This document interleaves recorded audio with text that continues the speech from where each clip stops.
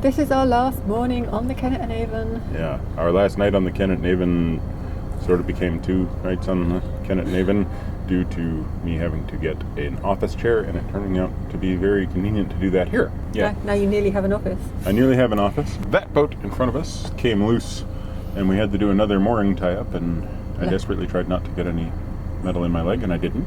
And we did some modifications to our bed to stop the condensation that's been building up underneath it. And lastly, we saved some hire boaters from going over a weir, sort of. So our rest day yesterday didn't turn out to be a rest day. No, there wasn't any rest. And now we have to head up to that lock past this alarm at Thames water. Yeah, through Reading and then out onto the Thames, and then we haven't decided whether we still haven't decided whether we're gonna get like a 2-day licence for the Thames or a week licence and take our time a bit. So we'll work it out by the time that we buy the licence. Michael wants to be a tourist in Oxford, which I understand. It's got museums.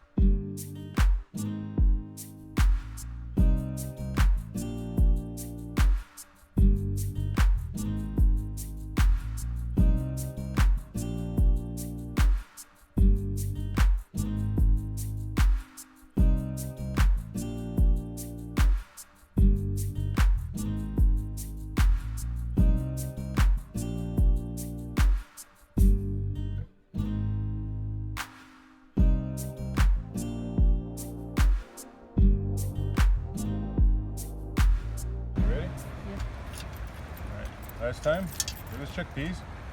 Today, it's locked. There we go. There is information for boaters. There's information for boaters. Hey, Not chickpeas. There's one information for boaters. I'm actually disappointed.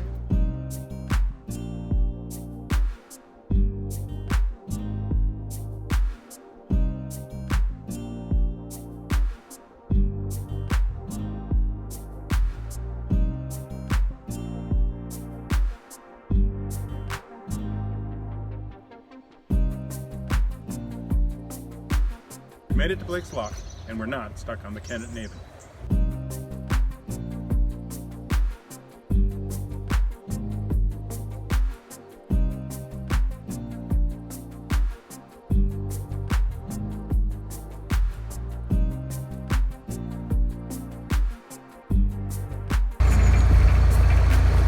So when we got on the K&A, first thing we did at the short lock was meet the guy that owns this boat. He was talking about how he wanted to come up, and he was trying to make sure whether or not there was room. Apparently there wasn't room.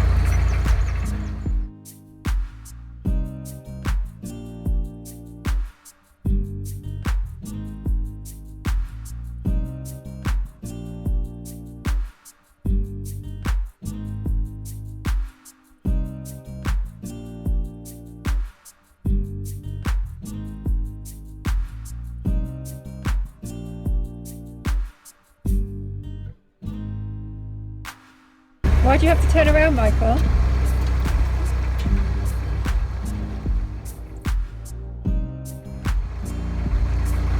Bob went overboard.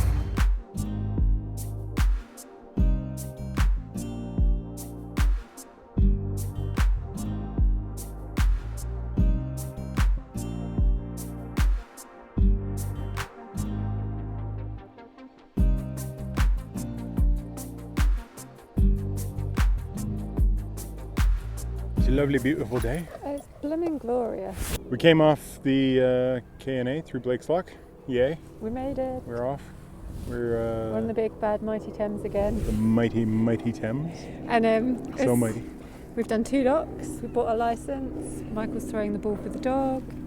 We found ourselves Pangbourne Meadow, where we're parked up for the night. It was really nice. It's just stunning. There was an incident with the glove where Michael launched his glove into the river. We might have had to do a 180 to go back and get the glove. Fish it out. We did get the glove. Turns out it floats, so that's a bonus. Yeah, had to turn it inside out. It's sitting on top of the boat now, drying. And yeah, we're just off for a little explore. Oh, and we ended up getting a week-long licence for the Thames because a one-day licence was £39, a two-day licence was £39, a three-day licence was £78, and a week licence was £61. It made no logical sense. So we're at Pangbourne Meadow, just near the Whitchurch Bridge. Pangbourne's named after a trout stream, but I haven't been able to find it. What, the trout or the stream? Either one. But it does have a lovely little pub and a nice co-op, so we had a nice afternoon here with beautiful, glorious weather yesterday. Followed by today, which luckily will be a fairly short move. Yeah, we think we're just going to go to Goring today. Yeah, a few miles. What with our week's licence, we don't have to rush. And George has been loving the meadow. So hopefully there's another one at Goring.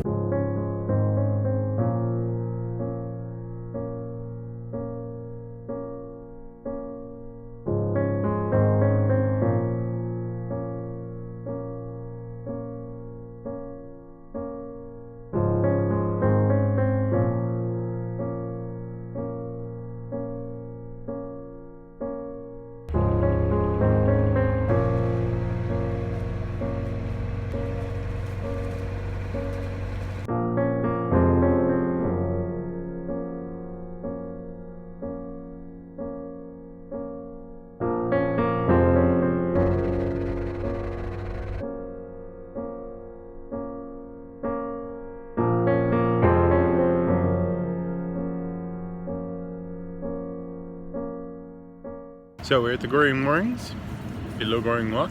These moorings are quite nice, and when you arrive you have to register your arrival and you get 24 hours free. Yeah. And you do that online, so it's pretty easy. And now we're off to exploring Goring. Yep.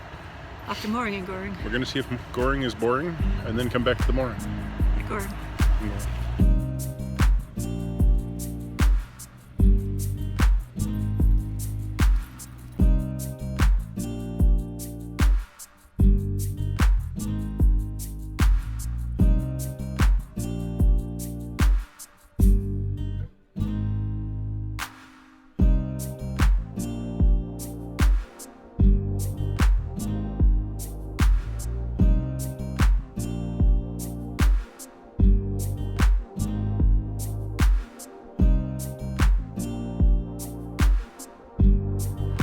Mulsford, a broad stretch of river, pleasant but unremarkable.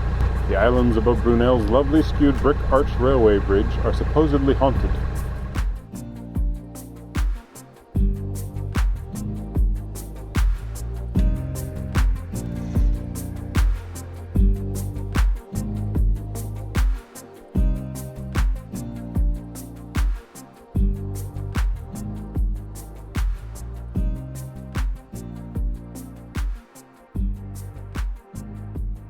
So this is the Kinecroft or Kinecroft or Kinecroft, it's hard to say.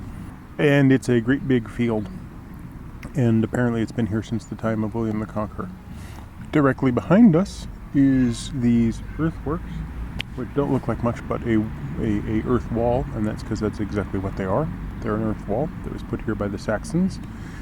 This place that we're in, Wallingford, was apparently like a major fort across the Thames from prehistoric times. I don't really know how long it goes back, but the Saxons were definitely here. And after the Saxons, the Normans, when William the Conqueror invaded and landed just over that way. Because apparently Wallingford was one of the oldest and most prosperous burghs, from which we get the word borough, in Saxon England. No, George is going to go play on the Kinecroft.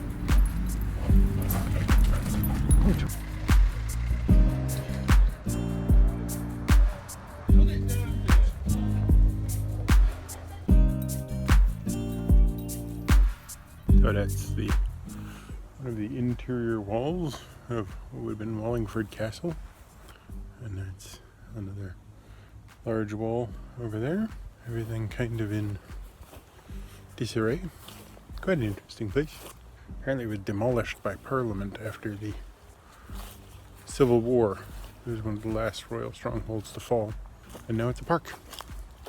That would have been the courtyard, and the ramparts, and this would have been the main wall, and this would have been the interior of the castle.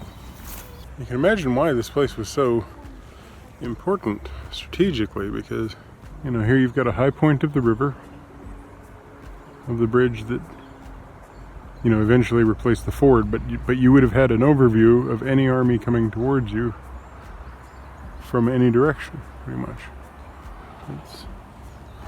It's pretty amazing. Pretty interesting place. Wish the dogs were allowed. At least you can see the boat from here, that's fine. Okay, we're in Wallingford. We've had 3 days on the Thames. Yes. How are you finding it? It's been pretty good. It's been like mighty and rivery. It's very wide. We had Nice. the first day we had beautiful sunshine. The second day we were basically cruising inside a cloud. And the third day we got beautiful sunshine again. Yeah. It's lovely. So yeah, Wallingford's nice. Market town. The ford where historically people would cross by, like, you know, fording the river, like on horseback and stuff.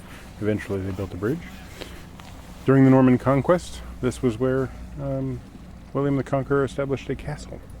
And it's quite a nice castle, except for it was destroyed by Parliament, because Parliament likes to destroy things. So the cruise up here was quite interesting. For most of the way we had the river to ourselves. The first lock we went through was right by the mooring in Goring. The Goring mooring.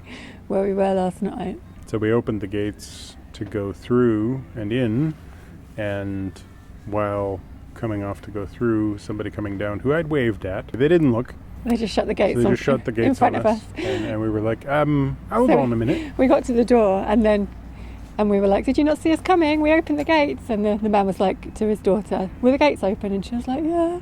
So they had to work out how to, because it's all like an automatic button push, hydraulic lock. So they just started randomly pushing buttons. So 20 minutes later, we were able to get into the lock. And he was a bit defensive. He was like, why wasn't one of your crew up here? And I was like, why did you shut the gate when we were like coming in? Yeah. They basically didn't look and were really defensive, and it didn't matter. Like, no, but it was a little silly. It was a little silly. And then above that, there was no locks. There hasn't been any up until And Wallingford. it was really kind of rural, just lots of winds in the willows. Yeah, just beautiful, like autumnal colours, bare trees, like still water. I'm really glad that we're not rushing this, because like everywhere we've stopped has been like we've basically cruised in the morning, stopped by mid-afternoon. Yeah, earliest, at the latest. Yeah, and then walked around the place we were at. So we had Pangbourne, then Goring. Goring was nice yesterday. Goring was really nice. Like Goring was really small and lots of like independent cafes, and we stumbled upon George Michael's old house. Like I didn't even know it was there. I didn't even know that that's where he had lived. And there's all these like memorials and tributes outside the house, and like it was actually really emotional reading them, and like all the fans that had come from like around the world to visit and put up their flags and like stuff. And say what he'd meant to them and stuff. It was really nice. Yeah, and then we got up here, and you know, a lovely little market. It's a cool little place. There's these old Saxon earthworks, and there's the castle's ruins, and there's lots of pubs and nice little shops, mainly chain shops, antique shops. Oh, lots of antique shops. Lots of antique shops. Tomorrow, carry on towards Oxford. Yeah. But this is the end of this vlog. This is the end of this vlog. Mm-hmm. Okay, welcome to the end of the vlog. Bye-bye. You do a better ending. Welcome to the end of the vlog. Thanks for watching. Please like, comment, subscribe. Put into, you know, time capsules and bury.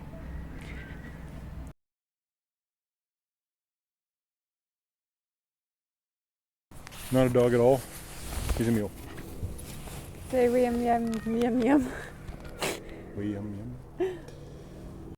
We wanted some more down in Maple, Devon. Maple. Maplethorpe. Maple. No. In a place called Pangbourne. Oops. So we're at Pangbourne. Oh, We're not at Pangbourne. We're good. I was just thinking about sharing the lock, but we're not ready. I can get moving pretty quick. You said it needs 5 or 10 minutes. It sort of does, but it could warm up in the lock. Let's just go at our own pace. Okay. Well, whichever. We can go now. No, let's do our own pace. Alright, well let's go now. Alright.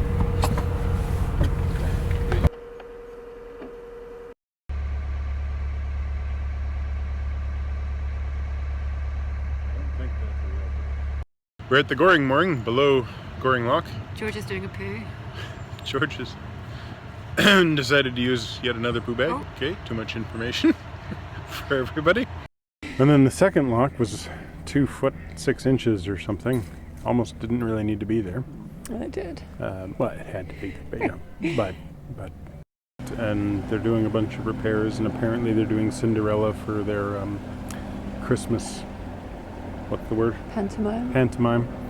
An unknown art form, still as yet to be explained to me sufficiently that I can explain it to anybody who isn't British. Oh, apparently Edward II got killed because of a red hawk poker. A what? Poper? Not poper.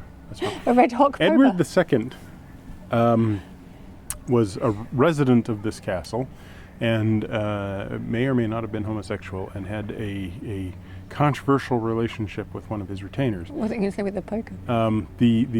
Yeah, he eventually had a controversial relationship with the red hot poker as well, which may or may not have happened at this castle. That was a little bit unclear.